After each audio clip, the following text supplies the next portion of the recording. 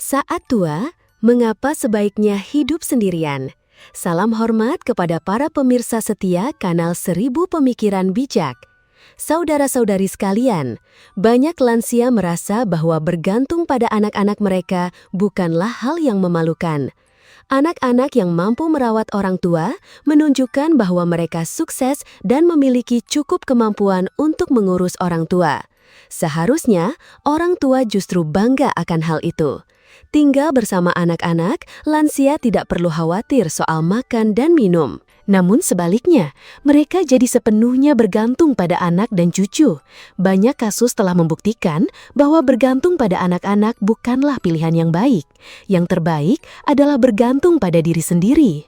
Contoh kasus yang khas adalah kisah Ibu Wati, 75 tahun, yang menderita penyakit parah 2 tahun lalu. Sejak saat itu, Ibu Wati menyadari realitas hidupnya di kemudian hari. Saat menua, lebih baik melindungi 3 hal ini daripada bergantung pada anak dan cucu. Mengapa Ibu Wati merasa bahwa bergantung pada anak-anak itu sia-sia dan tidak membuahkan hasil? Apa yang perlu dilindungi saat menua? Kami mengundang Anda bersama 1000 Pemikiran Bijak untuk mendengarkan kisah Ibu Wati agar lebih memahami masalah ini. Tahun ini, saya berusia 73 tahun dan telah menjanda selama 13 tahun. Sebelum suami saya meninggal, kehidupan kami berdua sangat bahagia dan ceria. Kami memiliki 2 putra dan 1 putri. Mereka semua memiliki kehidupan yang baik dan stabil. Mereka tinggal dan bekerja di kota, namun masa-masa indah itu tidak berlangsung lama. 5 tahun setelah pensiun, suami saya meninggal dalam kecelakaan mobil. Sejak itu, saya menjalani hidup yang kesepian di rumah yang dingin. Dulu saya merasa kesehatan saya cukup baik, ditambah dengan uang pensiun bulanan. Saya bisa mengurus diri sendiri meskipun tanpa suami di samping saya. Setelah kematian suami, pelaku kecelakaan memberi saya 300 juta rupiah sebagai ganti rugi, ditambah 200 juta rupiah tabungan suami yang telah ia kumpulkan selama ini. Namun, saya tetap tidak merasa tenang. Sisa perjalanan hidup masih sangat panjang. Jika saya hidup sendiri, uang pun tak ada gunanya.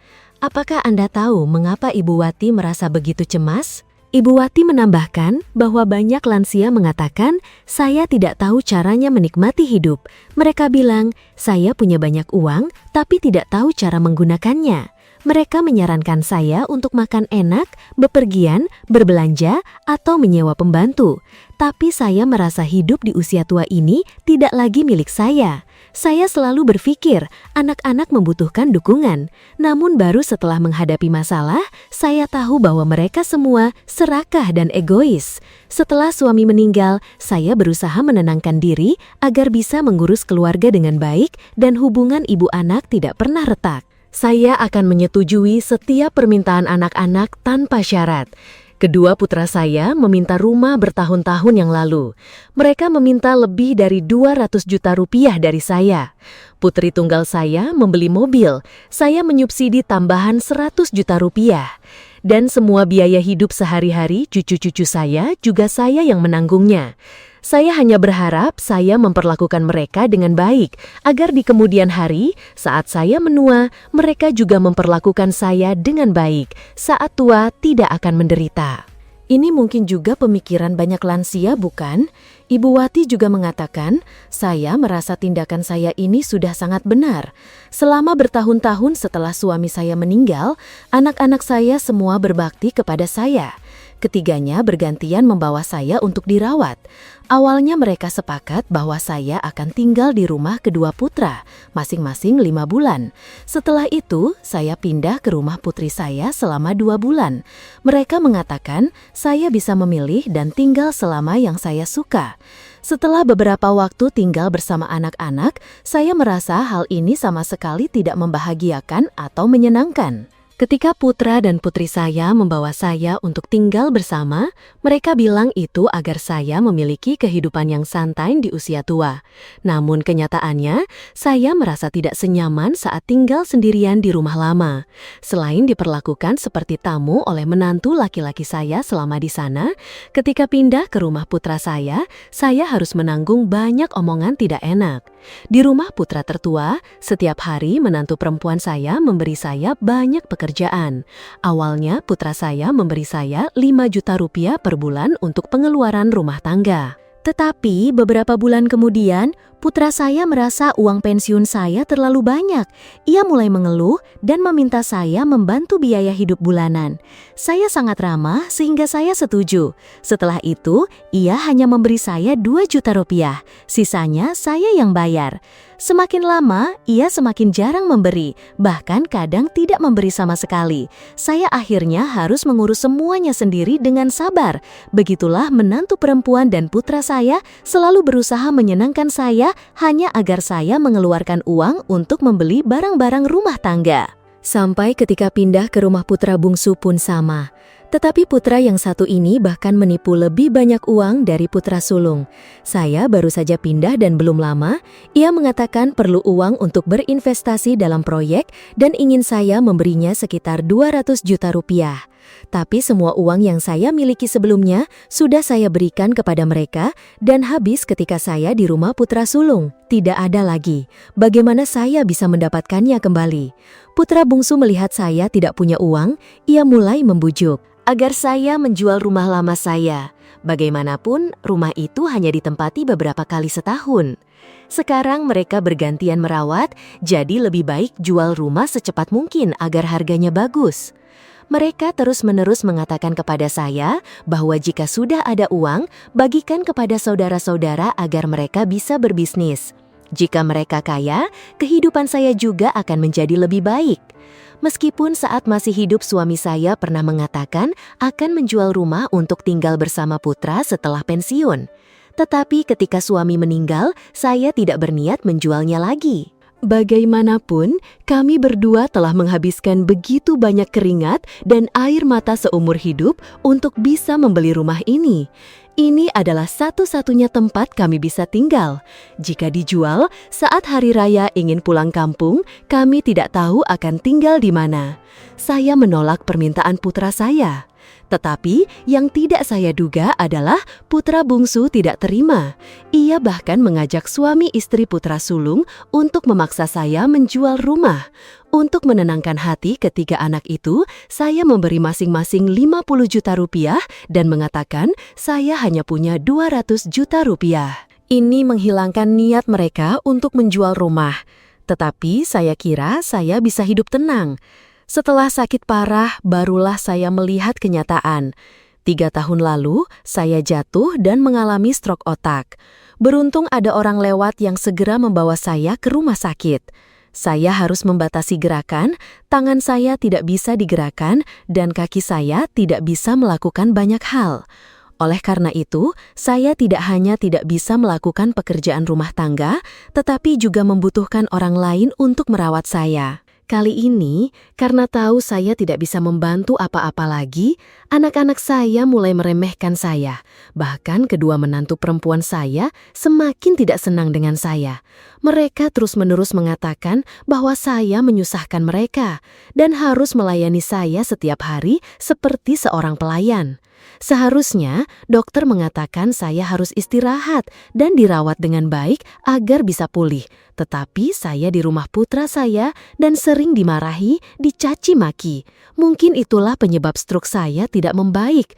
Tak lama setelah itu, mereka ingin mengirim saya ke panti jompo. Saya tidak suka sama sekali ke sana. Pergi ke sana tidak beda jauh dengan dikurung di penjara, tidak bisa pergi kemana-mana.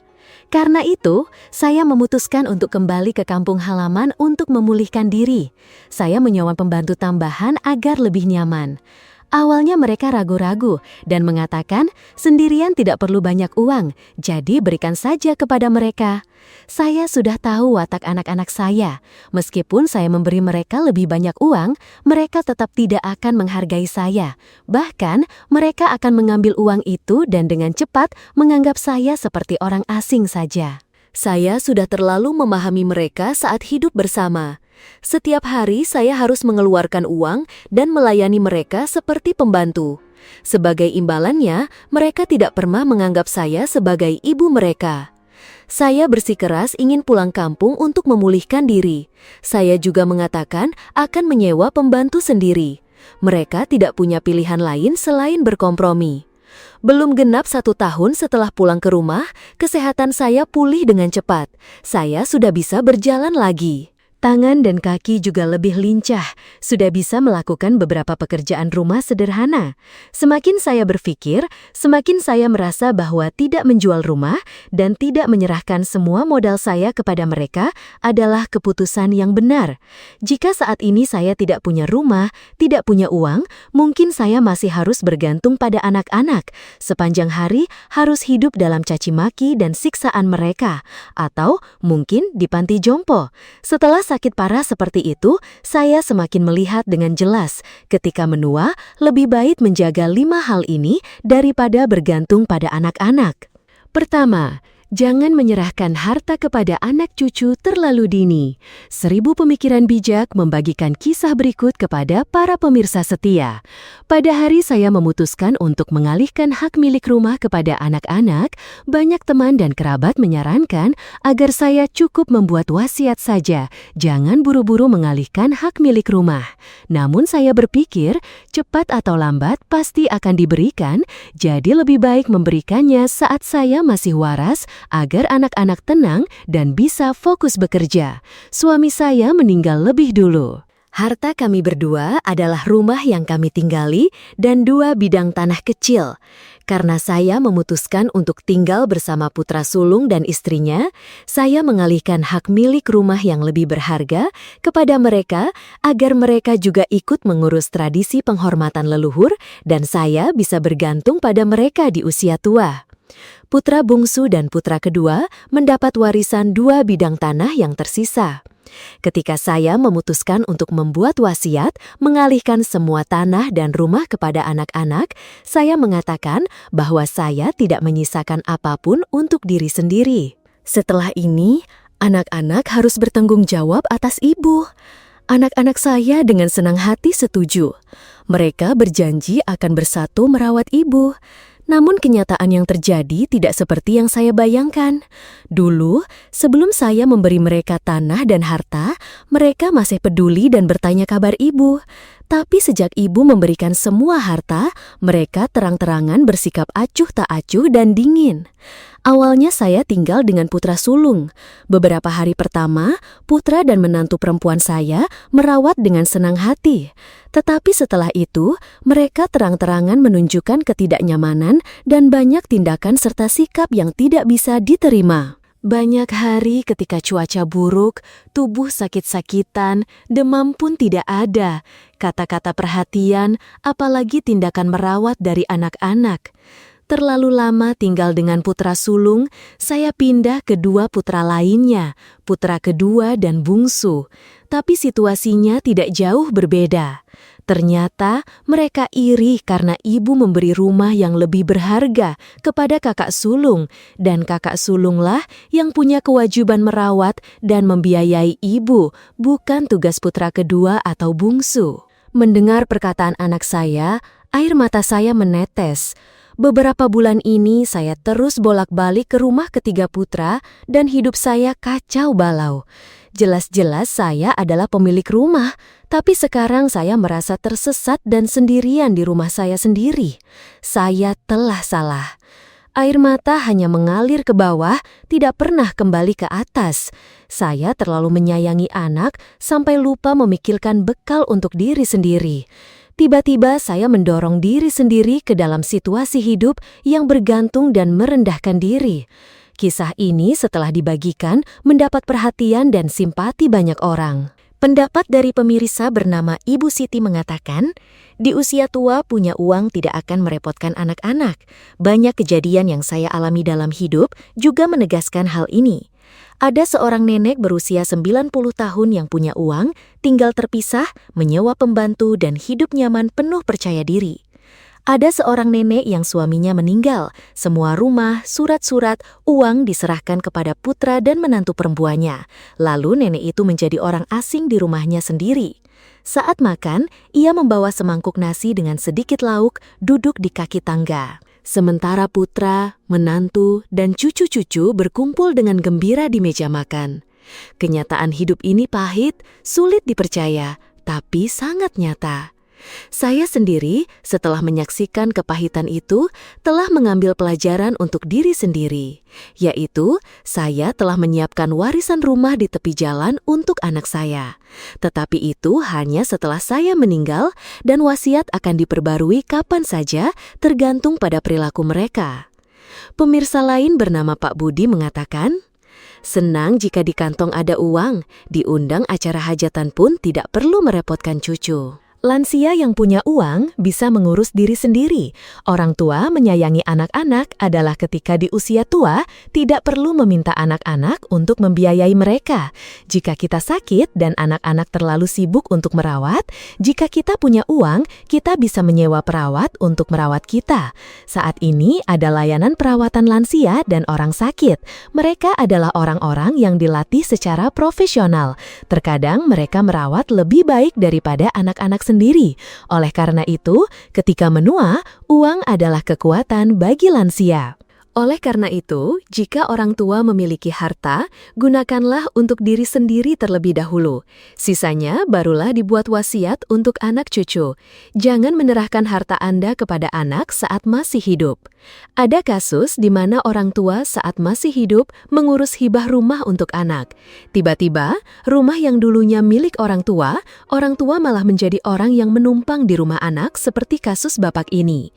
Jadi, saudara-saudari sekalian, ketika mendekati akhir hidup Anda perlu belajar untuk menyiapkan jalan keluar bagi diri sendiri. Harta Anda seperti aset untuk menikmati usia tua. Lansia sama sekali tidak boleh menyerahkan harta mereka kepada anak-anak sebelum meninggal dunia.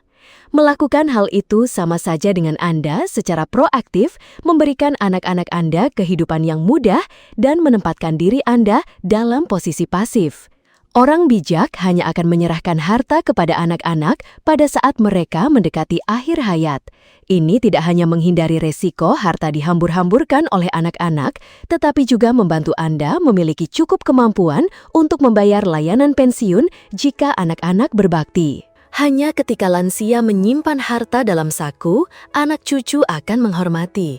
Terutama dalam keluarga besar, lansia sering berkata, prioritaskan diri sendiri. Terus-menerus memikirkan anak-anak sampai tidak punya uang sepeser pun. Faktanya, di beberapa keluarga kaya, karena ingin mendapat bagian harta yang lebih banyak, beberapa anak yang tidak berbakti saling berebut untuk merawat orang tua demi keuntungan. Namun kenyataannya, jauh di lubuk hati mereka tidak berharap untuk berbakti dan melayani sedemikian rupa. Maka, jika Anda ingin memiliki masa tua yang tenang, Anda hanya perlu memegang erat harta Anda agar bisa menafkahi diri sendiri saat tidak lagi mampu bekerja. Aku akan hidup dengan baik, Ibu. Pasti, sang putri merapikan lipatan bajunya, mengoleskan sedikit lip balm ke bibirnya, berputar di depan cermin. Ibu berkata, cantik, tapi lehernya terlalu rendah, Nak. Sang putri tertawa, menjawab ibu, zaman apa ini, Bu? Kok masih berpakaian tertutup begitu? Ibu tidak berkata apa-apa. Ibu pergi ke dapur menyiapkan makan siang. Sang putri mengikuti, membuka kulkas, mengambil piring semangka yang baru saja ibu kupas, mengambil sepotong dan memasukkannya ke mulutnya. Ibu berkata, "Oh, kamu tidak takut lipstiknya luntur?" Sang putri tertawa. "Lipstik ini hadiah dari Thailand, mana mungkin luntur, ibu tua." Ibu terkejut. "Oh ya?" Sang putri mencium pipi ibu dengan cepat. "Namanya juga anak, Bu. Ah, sudahlah, aku pergi dulu." Semakin besar, sang putri semakin mirip ibu, tapi lebih cantik karena tahu cara berdandan. Sang putri beruntung mendapat banyak uang dari dokter setiap bulan. Setiap bulan pergi berbelanja. Ayam goreng, setiap pulang membawa setumpuk pakaian, kosmetik, berbagai macam gaya busana. Terkadang, tiba-tiba teringat, sang putri membelikan sesuatu untuk ibu. Kadang satu set pakaian, kadang beberapa potong kain, agar ibu bisa menjahit baju. Pakaian itu jarang ibu pakai. Ibu jarang bepergian, apalagi anak-anak jarang membelikan pakaian yang pas untuk ibu. Sedangkan kain, ibu bawa ke tukang jahit di ujung gang, agar ongkos jahitnya murah. Sang putri mengeluarkan motor dari pintu, parfumnya semerbak, pakaiannya berkibar. Ibu memanggil, "Sore ini pulang untuk makan tidak, Nak?" Sang putri berpikir, "Belum tahu, Bu, nanti aku telepon lagi." Ibu berkata beberapa patah kata. "Kalau begitu, Ibu siapkan saja bagian nasi dan lauk untukmu ya." Sang putri mengerutkan kening. "Ah, nanti saja aku telepon, Bu. Kalau aku sudah makan di luar, terus Ibu masih menyiapkan makanan, nanti aku jadi gemuk lagi." Setelah berkata begitu, sang putri melesat pergi. Ibu berdiri menatap putrinya sebentar, lalu kembali masuk rumah. Rumah ada 4 orang, adik kecil, ayah sering mengantar sekolah, lalu mampir ke kantor untuk makan agar praktis, jadi jarang pulang. Hanya ada ibu dan putri yang berkumpul. Ibu sudah terbiasa dengan makan siang yang hanya ada ibu dan putri. Tapi saat sang putri kuliah, sang putri juga jarang di rumah. Sang putri sering pulang larut malam. Saat itu, nasi dan lauk yang ibu sisihkan untuknya seringkali sudah dingin. Ibu kasihan pada putrinya yang seharian makan di luar atau seadanya. Ibu sering menghangatkan kembali nasi dan lauk. Pada saat itu, sang putri makan seolah-olah menyelesaikan kewajiban yang berat, karena biasanya sang putri sudah makan di suatu tempat sebelum pulang. Ibu di rumah sendirian. Setiap saat selalu menantikan hari Minggu. Karena saat itu sang putri libur. Sang putri akan di rumah bersama ibu. Namun pada hari-hari itu, sang putri sering memanfaatkannya untuk berbelanja atau bersenang-senang dengan teman-temannya. Atau terkadang, sang putri menerima ajakan untuk makan, memancing, atau berkemah dengan teman-temannya. Kadang ibu menasehati. Sang putri tertawa cengengesan dan mengabaikannya. Sang putri suka makan bunrio kuah, mie dengan kuah kepiting, makan ikan goreng. Pada hari Minggu saat sang putri di rumah, ibu senang. Ibu akan pergi ke pasar sejak pagi buta. Ibu memilih kepiting dan daging, lalu memanggil sang putri untuk diajari. Sang putri hanya ingin ibu memberitahu dengan cepat, lalu segera lari ke dalam rumah untuk mengobrol di telepon dengan teman atau menyalakan komputer dan berselancar di internet. Ibu selesai memasak. Ibu mengenakan baju baru yang baru saja diambil dari tukang jahit. Ibu masuk ke kamar sang putri dan bertanya, "Baju ini cantik tidak?" Sang putri menempelkan mata ke layar komputer. Tangannya sibuk menggerakkan mouse, menjawab acuh tak acuh. "Lumayan bagus bentuknya, Bu." Wajah ibu mengerut dan berkata, "Kamu pergi. Di rumah ibu baru tahu. Kamu pakai untuk bersenang-senang saja, padahal beberapa tahun lalu hanya punya beberapa baju itu-itu saja yang dipakai berulang-ulang." Sang putri cemerut. "Ya Tuhan, ibu ini suka sekali mengungkit masa-masa sulit." Ibu sangat menyukai saat-saat damai seperti itu bersama putrinya. Ibu meminta putrinya mencabuti uban ibu. Awalnya sang putri sangat menolak. Ibu terus-menerus meminta, barulah ia mau memuka rambut ibu. Saat itulah sang putri terkejut dan sedih. Rambut ibu sudah setengahnya memutih. Air mata sang putri mengalir. Sang putri mencoba menelan air matanya. Tapi air mata terus mengalir tanpa bisa ditahan. Sampai ketika ibu merasakan bahunya basah. Ibu baru bertanya, "Kenapa kamu menangis, Nak?" Sang putri takut jika ia berbicara, ia akan menangis lebih banyak lagi. Ibu kembali berkata, "Dasar cengeng." Sang putri berlari mengambil handuk untuk mengusap wajah, lalu memeluk ibu. Sang putri berkata, "Ibu, boleh aku berbaring sebentar ya? Nanti kita makan." Ibu sangat sayang, bertanya apakah kuliahnya sangat melelahkan, Nak. Sang putri tidak berkata apa-apa. Ibu menyuruhnya berbaring bersama. Lalu sang putri berbaring dengan kepala bersandar di lengan ibu. Ibu terlalu kurus. Sang putri memeluk ibu dengan erat. Sang putri mengangkat tangannya ke bibir, menggigitnya sedikit. Bekas gigitan samar-samar terlihat lalu cepat menghilang. Sang putri berteriak panik memanggil ambulans. Ambulans membawa ibu ke rumah sakit. Dokter melihat sebentar lalu mengatakan ibu menderita hipertensi mendadak. Tapi sang putri membawa ibu terlalu terlambat. Tidak bisa diselamatkan lagi. Sang putri adalah yang pingsan. Sang putri tidak pernah menyangka hari ini akan tiba. Ibu masih sehat kok. Ibu baru saja memasak untuk putrinya. Ayah dan adik kecil membawa sang putri pulang. Sang putri tidak bisa melangkahkan kakinya. Sang putri masuk ke kamar ibu dan melihat kotak kayu yang dulu. Sang putri dengan tangan gemetar mengambil kotak ibu, tidak membiarkan siapapun menyentuhnya. Ibu biasanya begitu, tapi sekarang kotak itu ada di tangan sang putri. Sang putri mencari kunci untuk membuka kotak itu. Ayah dengan mata berkaca-kaca berkata, Ibu menyimpannya di bawah tikar di kepala tempat tidur. Sang putri mengambil dan membukanya. Di dalam kotak itu ada syal rajut berwarna merah muda yang ibu rajut beberapa tahun lalu.